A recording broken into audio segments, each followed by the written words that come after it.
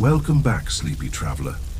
Tonight, let's leave behind the golden glow of fairy tales and step quietly into the cold, clanking world of the medieval knight. Not the shining, noble hero of bedtime stories, but the real, flesh and bone man beneath the steel. The one who sweated, itched, starved, and bled behind that heavy, not-so-shiny armor. When we think of knights today, we imagine gleaming armor, chivalrous deeds, and dramatic jousts in the sunlight of a European kingdom where honor ruled and villains were always obvious. It's a comforting image.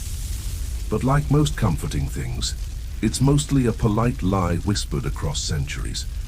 In reality, being a knight wasn't all banquets and tournaments.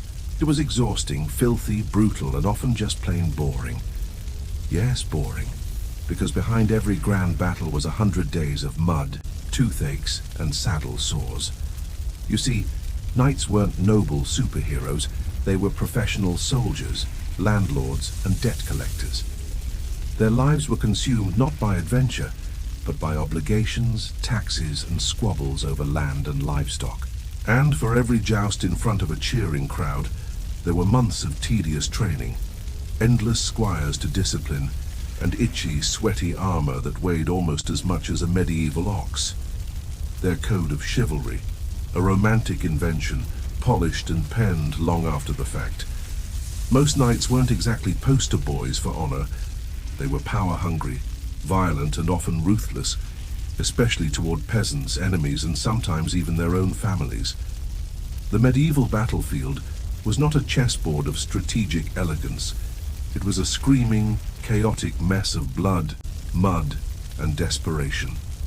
But tonight, let's not rush to conclusions. Let's walk, slowly, into the hidden layers of the knight's world.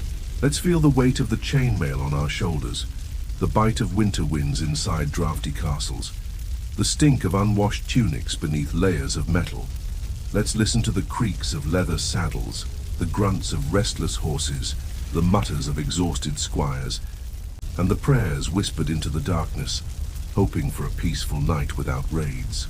As the candle flickers beside you, let yourself sink into a slower time. A time of iron and superstition, where even the bravest knights feared infection more than arrows, and death could come from a rusty blade or a bad stew. Tonight, we will follow the steps of those armored men not as legends but as tired humans. We will peel back the myths and see them as they truly were. Awkward, itchy, sleep-deprived, and often deeply miserable. So, dim the lights, pull up your medieval blanket, hopefully cleaner than theirs, and let's begin our quiet, unsettling journey into the life of a knight. Not as you dreamed it, but as it actually was. Now that we've shattered the polished surface of the knight's legend, let's talk about the most iconic symbol of their status, the armor. Oh yes, the famous shining suit of iron that Hollywood loves.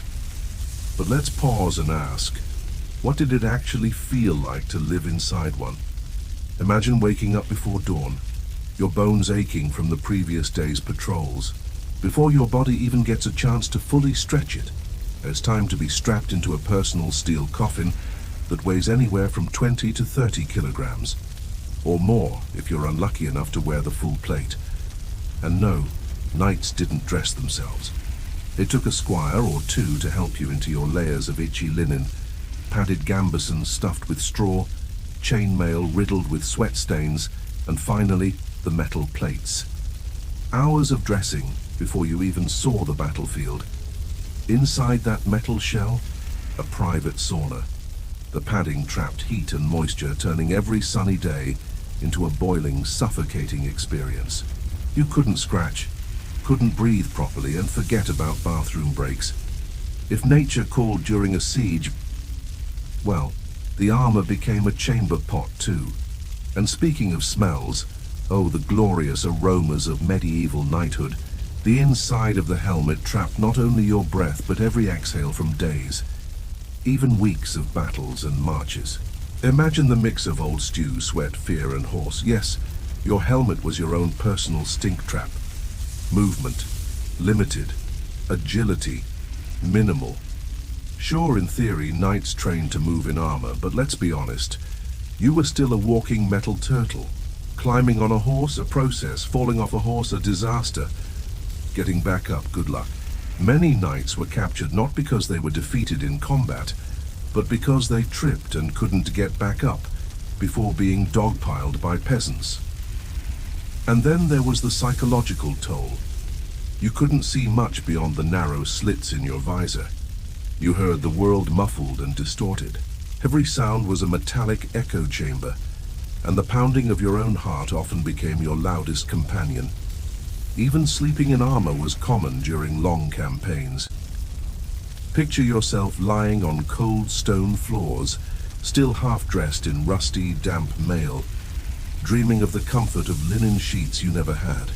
The armor didn't come off for safety reasons, for fear of surprise attacks, or worse, your squire stealing it to sell in the next town. Knighthood meant carrying your status on your shoulders, literally. The armor was not just protection, it was a display of wealth and class, a moving billboard of your family's power. But the price? Endless discomfort, constant exhaustion, and a back that aged twice as fast as the rest of you. Tonight, let's sit with that image. Forget the cinematic shots of knights galloping across fields with banners flying. Instead, close your eyes and imagine the sheer claustrophobia, the sticky dampness, the grinding ache in your neck from the weight of a steel helmet after a 12-hour watch. Because that, dear listener, was the day-to-day reality of wearing the glorious knight's armor. Less about heroism, more about enduring a slow, sweaty, metal suffocation. If you thought enduring the armor was the worst part, let's now talk about the knight's menu. Forget the romanticized feasts with golden goblets, roasted swans, and sweetmeats dripping in honey. That was reserved for special occasions and noble halls, when you weren't in the middle of a muddy battlefield, or a siege that had already lasted 3 miserable weeks. The reality? The knight's daily food life was as grim as their armor smelled. Let's start with bread. Not the soft, fluffy, bakery-fresh kind. Medieval bread, especially during campaigns, was dense, hard as stone, and often bulked up with whatever fillers were around. Ground-up beans, acorns, even sawdust if times were desperate. It wasn't a delicacy. It was survival in loaf form. Many knights broke teeth on it. Others simply soaked it in broth or beer to make it chewable. Speaking of beer, yes, it was the most common drink. Why? Because water was, well, death juice, filled with parasites, bacteria, and the occasional floating mystery creature. Beer, even the weak medieval kind, was safer. So congratulations, you started your day with a warm, flat ale. Breakfast of champions. Meat? Only if you were lucky or ruthless enough to catch it yourself. And even then, it wasn't fresh. It was salted, smoked, or pickled to survive the long weeks of travel. The result? Oversalted, tough slabs of grayish meat, marinated in old grease and the faint taste of despair. On good days, it might be beef or pork. On bad days, horse, rat, or the ever-popular mystery meat. Cheese. Sure, if it didn't kill you first. Medieval cheese was an unpredictable gamble of sourness, mold, and questionable textures. It smelled worse than the knight's feet after a week in boots, and tasted only slightly better. Vegetables? Only when the seasons allowed. Mostly root crops like turnips and onions, which could last longer in storage. And fruit? A rare treat, usually dried or fermented into wine by the nobles before the knights ever got a taste. And spices? Forget it.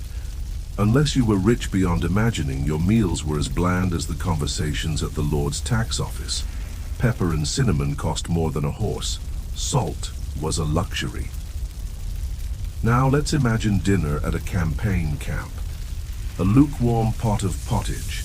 A thick, sludgy stew made from whatever scraps, grains, or questionable proteins could be scrounged up. And guess what? That pot wasn't washed between meals. It simply boiled continuously with new ingredients thrown on top of old ones. If you were lucky, the rats hadn't beaten you to it during the night. The knight's diet wasn't about enjoyment. It was about keeping the body moving long enough to wield a sword or survive another charge. There was no comfort, no pleasure, just calories, and often not enough of them. Tonight, as you lie in your cozy bed, think about them sitting by a dying campfire, gnawing on a crust of bread that could double as a weapon, sipping lukewarm ale that barely masked the taste of dirty water, dreaming of a feast that would never come. Because the knight's life wasn't about indulgence. It was hunger, gnawing, relentless, and as ever-present as the blisters on their sword hand. We've talked about the knight's heavy armor and miserable meals, but surely, when it came to battle, knights lived for the thrill, right? The glory, the honor, the songs that would immortalize their names? Well, not exactly, because the actual experience of medieval combat was nothing like the clean, organized duels you see in films. It was chaos. Filthy, bloody, deafening chaos. Let's set the scene. You, encased in your boiling metal tomb, are herded onto the field with your fellow knights, many of whom are already limping from past injuries or half drunk to numb the fear. There's no noble music swelling in the background. There's only the distant, eerie sound of war drums, battle horns, and the guttural roars of men who know they might not see the next sunrise. The battlefield is mud, trampled grass, and human waste. It's slick, unpredictable, and smells of blood and fear. Horses panic, knights vomit behind their helmets, and everyone is eyeing each other with suspicion. The chaos begins long before swords ever clash, and when they do, it's not a heroic dance of steel against steel. It's a brutal, exhausting mess of grunts, screams, and blind swings. Visibility is poor through the narrow slits of your helmet. You can barely see the enemy until they're in your face, swinging an axe that's seen more skulls than wood. Your sword, once shining, is now caked in mud and blood. Your arms ache after just minutes of swinging. Every blow feels like lifting a boulder. And that enemy in front of you, he's not some faceless warrior. He's a terrified, desperate human just like you, fighting not for glory but for survival. And remember, most knights didn't die from elegant, clean wounds. They died from being trampled under panicked horses, suffocating under piles of bodies, or having their helmets bashed in with maces, turning their heads into grotesque porridge. And if you survived, the battle didn't end when the enemy fled. You had to finish the job. That meant mercy killings of the wounded, looting the dead, or worse, dispatching your own injured comrades who would slow you down. Psychologically, it was devastating. Nightmares, trauma, the lingering stench of death on your armor and skin. It never left you. Medieval society had no understanding of PTSD, but knights lived it. They carried the ghosts of those fields with them into every silent night. And the worst part, most battles weren't even fought for a noble cause. They were over petty disputes, insults, taxes, or the whims of lords who saw their knights as chess pieces on a blood-soaked board. So tonight, close your eyes and imagine standing ankle-deep in freezing mud, your helmet fogged from your own breath, the screams of the dying filling your ears, and the crushing realization that even if you survived, your soul might never truly leave that field. Because for knights, battle wasn't glorious, it was horror wrapped in steel. If you think the knight's suffering ended when they limped off the battlefield, think again. For many knights, the battlefield was just the beginning of a long, slow descent into pain, sickness, and often an undignified death. Let's start with injuries. You survived the clash? Wonderful. Now let's talk about the gaping sword cut on your thigh, the shattered bones in your arm, or the arrow lodged in your shoulder. In a time when anesthesia didn't exist and infection was a death sentence, even the smallest wound could kill you slowly and painfully. Hospitals, forget it. Knights rarely saw doctors in the modern sense. They saw barber surgeons. The same men who cut your hair would also cut off your gangrenous leg with a rusty blade and no understanding of germs. There was no concept of sterilization, antiseptics, or post-surgical care. A splinter in your foot? That could become septic and lead to amputation or worse. An untreated toothache? A direct line to a brain infection or fatal sepsis. Even minor bruises could turn into ulcers if left unattended in filthy, damp conditions. And let's talk about tetanus.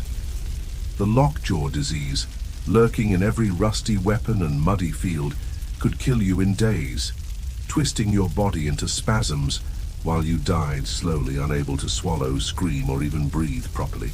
Then there were the parasites. Lice, fleas, ticks. They infested every layer of a knight's life. Their beds, their armor, their scalps. They spread diseases like typhus, leaving knights feverish, delirious, and drenched in their own sweat. Their wounds became nests for maggots, which, ironically, sometimes helped prevent infection by eating the rotting flesh. Nature's medieval surgeons. But the silent killer of most knights, exhaustion. Being a knight wasn't just physically demanding. It was a relentless endurance test that destroyed the body over time. Malnutrition from poor diets, dehydration from wearing suffocating armor for hours, heat stroke under a boiling sun, frostbite during long sieges, and the constant grinding of muscles and joints that had no chance to heal. Many knights suffered from chronic arthritis by their 30s. Their backs hunched, their knees failed, and their hands shook from nerve damage. Some historians describe older knights as broken men, their bodies twisted, their minds haunted, their spirits crushed under the weight of a life of endless violence and neglect. And remember, psychological scars didn't heal either. The medieval world didn't have the vocabulary for PTSD, but knights lived it in silence. Flashbacks, depression, nightmares. They suffered alone, often turning to alcohol, violence, or withdrawal. So while the world saw them as armored heroes, the reality was far bleaker. They were walking corpses long before the grave welcomed them. And they knew it. Tonight, as you lay safe in your bed, think of them, dragging their ruined bodies back to their cold stone chambers, haunted by invisible wounds, abandoned by the lords they fought for, slowly fading into history as broken relics of a cruel, unforgiving world. Because for knights, survival was not victory, it was just another chapter of suffering. We often imagine knights as independent heroes, galloping freely across kingdoms, answering only to their own sense of justice and honor. But the harsh truth is, knights were pawns, and they knew it. The romanticized image of a knight choosing his battles, defending the weak and standing up against tyranny. Pure fantasy. In reality, knights were bound by oaths to their lords, oaths that demanded absolute obedience no matter how questionable the cause. Their armor, their horses, their weapons, all these expensive tools of war were paid for by the lords, which meant loyalty wasn't optional. Refusing to fight could mean losing your land, your title, or your life. And the causes they fought for. Often trivial, petty, or personal vendettas between squabbling nobles who saw their knights as chess pieces on a blood-soaked board. Let's be clear. Knights didn't decide where or when to fight. Lords would summon them, sometimes with little notice, to fight in battles that were not about protecting the realm, but about increasing the lord's tax income, land holdings, or personal pride. And the worst part? The knights knew they were expendable. In major battles, they were placed at the front lines, expected to break the enemy ranks or hold until reinforcements arrived, if they ever did. Casualties were expected, even celebrated, if they served the political goal. Imagine the crushing reality of fighting for a cause you didn't believe in, risking your life to settle a rich man's grudge, knowing that if you fell in battle, your family might not even receive compensation or recognition. And if you tried to resist, to challenge the orders of your lord, there was no union, no knightly council to protect you. You'd be stripped of your title, your land seized, your name disgraced. You might even find yourself imprisoned, tortured, or executed for treason. Even in tournaments, those grand displays of knightly skill many knights were exploited. Lords would force them to participate, gambling on their performance, pushing them into dangerous staged duels that often ended in serious injury or death, all for the entertainment of the court. And when the wars were over, many knights found themselves discarded. No pension, no support, no honor parade, just debts, broken bodies, and fading glory. The knight's life was not one of freedom. It was one of servitude wrapped in steel. They were symbols of power, yes, but power that belonged to someone else. So as you drift into sleep tonight, imagine being a knight not as a hero, but as a pawn. Trapped in a system that chewed you up and spat you out, bound by oaths you dared not break, fighting wars you didn't understand, dying for lords who would forget your name the moment your helmet hit the mud. For the knights of the Middle Ages, honor was a leash, not a shield. If you thought being a knight meant living in luxury, surrounded by gold, feasts, and fawning admirers, think again. The financial reality of knighthood was as brutal and unforgiving as the battlefield itself. Becoming a knight wasn't just a matter of bravery or birth, it was a matter of money. A lot of money. First, the armor. A full suit of plate armor in the later Middle Ages could cost the equivalent of a small estate. That's right. Your shiny protective shell that could still leave you dead on the battlefield might cost more than your home and land combined. Then the weapons, swords, lances, maces, daggers, none of them cheap, all of them necessary. And let's not forget the horse. The war horse, or destrier, wasn't your average farm plow horse. It was a specially bred, highly trained animal worth a small fortune. Losing your horse in battle didn't just mean walking home. It could mean financial ruin. Now add to that the cost of squires, servants, blacksmiths, and the endless maintenance of your gear. Knights had to keep their armor polished, their weapons sharp, their horses fed, and their squires trained. All of it draining their coffers day after day. But the financial nightmare didn't stop there. Knights were also expected to pay taxes to their lords, tithes to the church, and contribute financially to the king's wars, sometimes even funding their own campaigns. In many cases, knights had to borrow heavily just to afford the honor of going to war. They mortgaged their lands, borrowed from greedy moneylenders, and sank into debts they had no hope of repaying. Imagine the crushing weight of knowing that your survival in battle was only the first fight.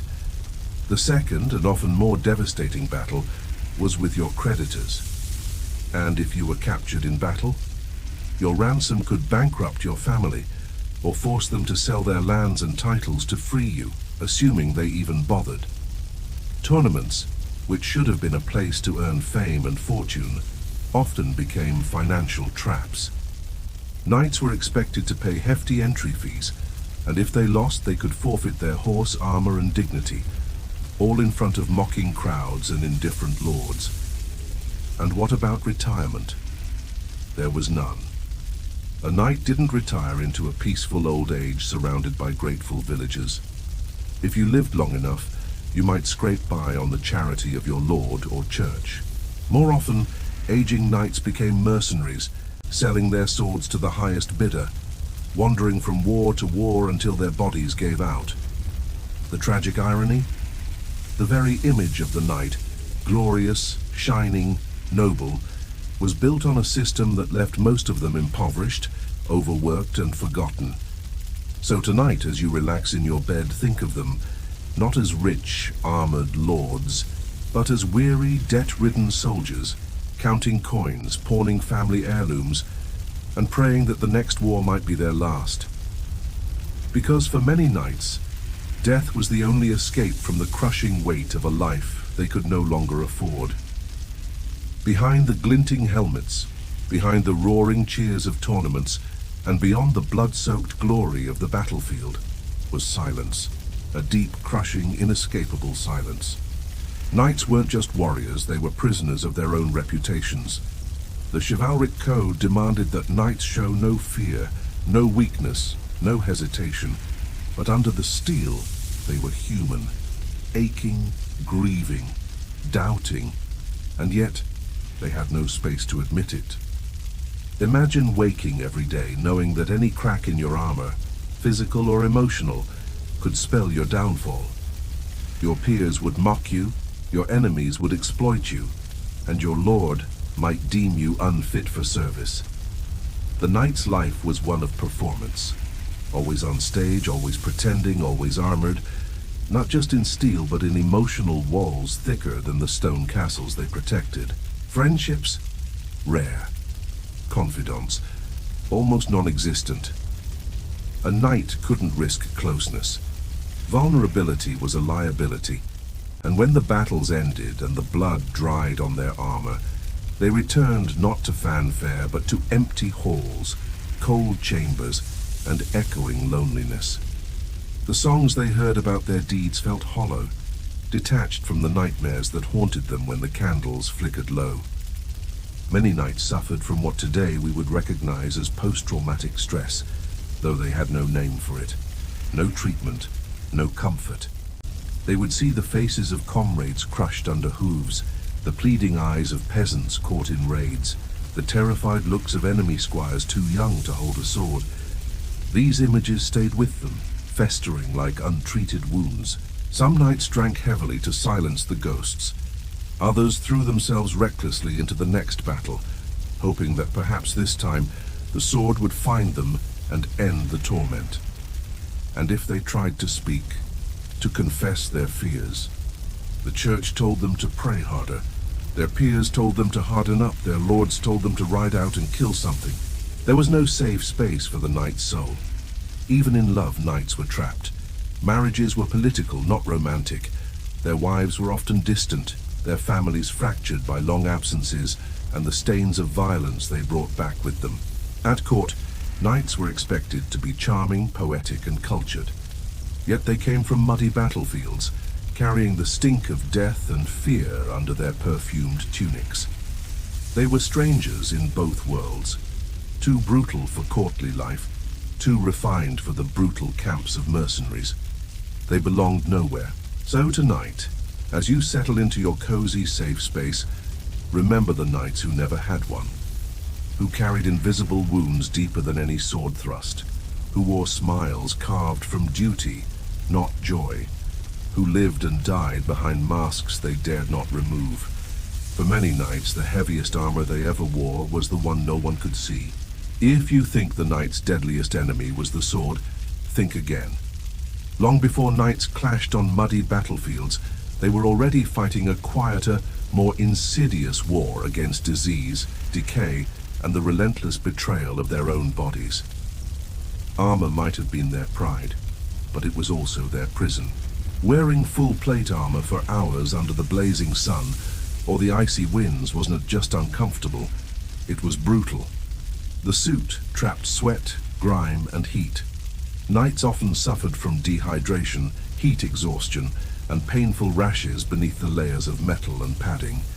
Imagine riding into battle already dizzy from thirst, your vision swimming, your skin rubbed raw by chafing metal, and you hadn't even swung your sword yet. And hygiene? Non-existent. Bathing was rare, both for peasants and nobles. Knights believed that washing too frequently made them vulnerable to sickness, so they bathed perhaps once or twice a year, if at all. Their bodies were crawling with lice, fleas, and other delightful medieval roommates. Scabies, fungal infections, and skin ulcers were just part of the daily uniform. Their mouths were battlefields of another kind, rotting teeth, bleeding gums, and breath that could fell a charging horse. Dental care was crude or absent. A toothache wasn't an inconvenience. It was a slow, agonizing descent into fever, infection, and for some, death. And if you were wounded in battle, congratulations, now you had the privilege of medieval medical care. Knights who survived sword slashes or arrow piercings faced grim odds. The tools of battlefield medics were filthy. Surgeries were performed with blades that hadn't been cleaned since the last patient, if ever. There were no antibiotics, no sterile environments, no understanding of germs.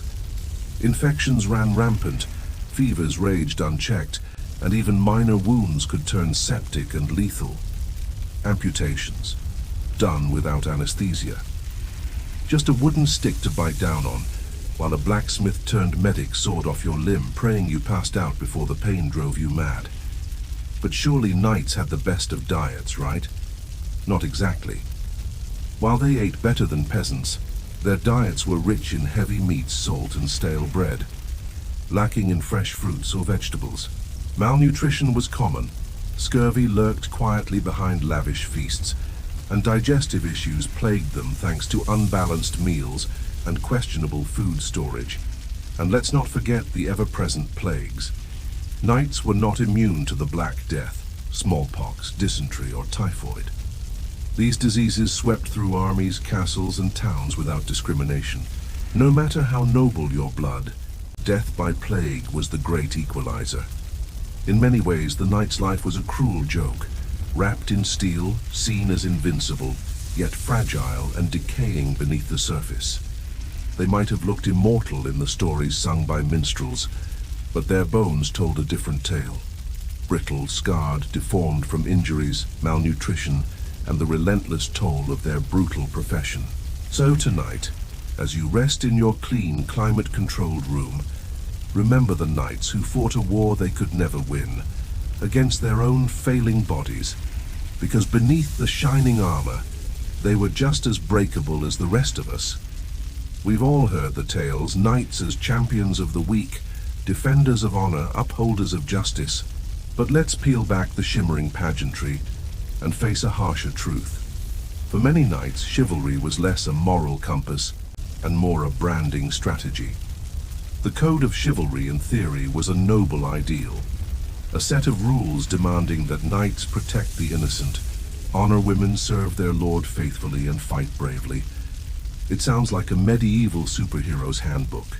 In reality, it was more about protecting the interests of the aristocracy and justifying violence in the name of God and king. Knights were, at their core, tools of war. They enforced the will of their lords, which often meant crushing peasant uprisings, slaughtering rebels, or raiding villages that dared to resist taxation. Mercy? Rare. Honor? Selective. If a noble ordered a village burned, a knight's chivalry didn't shield the farmers, women, or children caught in the flames. And the tournaments? Supposedly honorable displays of skill. They were blood sports. Beneath the jousts and heraldry lurked brutality disguised as entertainment. Knights fought to maim, humiliate, and sometimes kill. The line between sport and war was razor thin, and often crossed. Even on the battlefield, chivalry was flexible. Knights might spare a fellow noble for ransom, but peasants, archers, common soldiers, they were expendable, cut down without hesitation. The code preached respect for women, but history tells a grimmer story. Knights, emboldened by power and status, often saw peasant women as spoils of war. The stories of noble knights rescuing damsels in distress were mostly fantasies crafted by court poets, not reflections of daily medieval life. And let's not forget the Crusades. These so-called holy wars were framed as acts of righteous defense, but for many knights they were an excuse to pillage, conquer, and commit atrocities under the banner of the cross. The slaughter of innocents, the razing of cities, the desecration of holy sites, all carried out by men who saw themselves as paragons of chivalric virtue. Knights might swear oaths of loyalty, but those oaths could be broken, bent, or abandoned when ambition or greed whispered louder than duty. In the cold light of reality, chivalry was often a thin, brittle mask, a veneer of poetry covering a system of sanctioned violence. Of course, not all knights were ruthless brutes. There were those who tried to live by the ideals they swore to uphold, who showed compassion, fairness, and genuine courage. But they were exceptions, not the rule. The romanticized image of the noble knight in shining armor was a carefully curated myth, propaganda crafted to inspire loyalty among the masses and admiration from afar. But up close, the gleam faded, the contradiction stood bare. and the blood on their swords spoke louder than the hymns sung in their honor. So tonight, as you reflect on the myths we tell ourselves about the past, remember that even the most dazzling legends can hide shadows. Knights weren't the flawless heroes of bedtime tales. They were men, flawed, conflicted, and often terrifying. From the outside, knights appeared larger than life, icons of bravery, strength, and nobility. But inside the heavy armor and beneath the crests of glory was often a man isolated, burdened, and haunted by fears not visible on the battlefield. Knighthood was a lonely profession. Despite being surrounded by squires, fellow soldiers, and noble courts, the knight existed in a world apart, elevated above the peasants they were supposed to protect, yet never truly part of the ruling elite unless they were born into it. They belonged everywhere and nowhere. The code of honor they clung to became a cage defining every aspect of their existence. A knight couldn't show weakness, couldn't cry, couldn't question orders, couldn't refuse a duel, and certainly couldn't admit fear. Vulnerability was a crack in the armor no enemy or ally could ever be allowed to see. Even among fellow knights, trust was fragile. Ambition simmered beneath the surface. A poorly spoken word, a misstep at court, a lost tournament. Any of these could invite gossip, scandal, or worse, accusations of cowardice or treason. Knights lived not only under the gaze of their lords, but under the scrutiny of each other. They might feast together, drink together, fight together, but friendship was always tinged with rivalry, suspicion, and the cold knowledge that loyalty to the crown came before all else, even brotherhood. And love? Complicated. Arranged marriages were common, designed to strengthen alliances, not hearts. A knight might long for romance, but duty suffocated passion. His spouse was often chosen by his lord or family, and any affection that blossomed outside these bounds could be dangerous, even fatal. Knights on campaign spent months, sometimes years, away from home, wandering foreign lands, sleeping in tents, missing births, funerals, and the slow drift of family life. They returned to find their children strangers, their wives resentful, and their lands mismanaged. And then there was the ever-present specter of death, not from a glorious charge, but from a jealous noble, an envious rival, or a scheming lord. Knights were political pawns, used, discarded, or sacrificed in battles far from the honor-drenched pages of court poetry. They slept in castles, but rarely peacefully. Enemies weren't only beyond the walls, they sat beside them at banquets, whispered behind tapestries, waited in darkened corridors. In truth, the knight's life was as much a psychological battlefield as a physical one. Trapped inside both their literal and metaphorical armor, many knights became numb, cynical, hardened not only to their foes, but to their own feelings. The visor that protected them from arrows also shielded them from connection, from compassion, from themselves. Few ever escaped that prison, and fewer still saw the irony, that the warriors we remember as fearless defenders were often the most fragile when no one was watching. So tonight, as you lie in your soft bed, free to show your emotions, free to express weakness, free to live without a sword at your side, perhaps give a quiet nod to the knights who never had that luxury. They fought dragons abroad, but inside they battled demons far darker. And now, as we reach the quiet end of our journey through the steel corridors of medieval knighthood, perhaps you're feeling a certain heaviness. Because beyond the glittering tournaments, the epic songs, and the shining armor, we've uncovered something far less romantic. A life built on violence, fear, sacrifice, and isolation. Knights weren't the shining paragons we love to imagine. They were men bound by duty, trapped in codes they rarely wrote for themselves, maneuvered like chess pieces by kings and lords who saw them as expendable tools of enforcement. Their days were shaped by exhaustion, brutal campaigns, the stink of sweat and steel, and the constant dread of betrayal from friend or foe. And yet, isn't that what makes their story all the more human? They weren't gods. They weren't invincible icons carved from marble and legend. They were flawed, scarred, often frightened men who donned their armor not just to protect themselves from enemies, but from the crushing expectations of their world. They masked fear with bravado, pain with discipline, doubt with ritual. They lived in castles of stone, but their real prisons were invisible. Honor codes that demanded perfection, societal roles that demanded brutality, and personal fears they were never allowed to name aloud. Perhaps the saddest truth is that the legends we cherish today, the gallant knight, the noble quest, the chivalrous protector, were in their own time weapons of propaganda.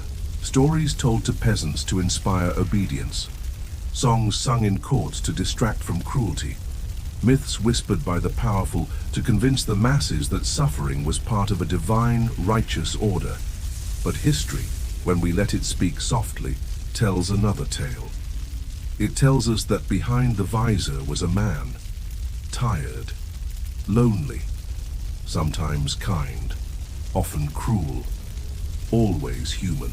A man who fought not just on the battlefield, but inside himself, grappling with the weight of duty, the emptiness of hollow victories, and the aching hunger for something more than titles and bloodshed. And maybe that's the story worth remembering.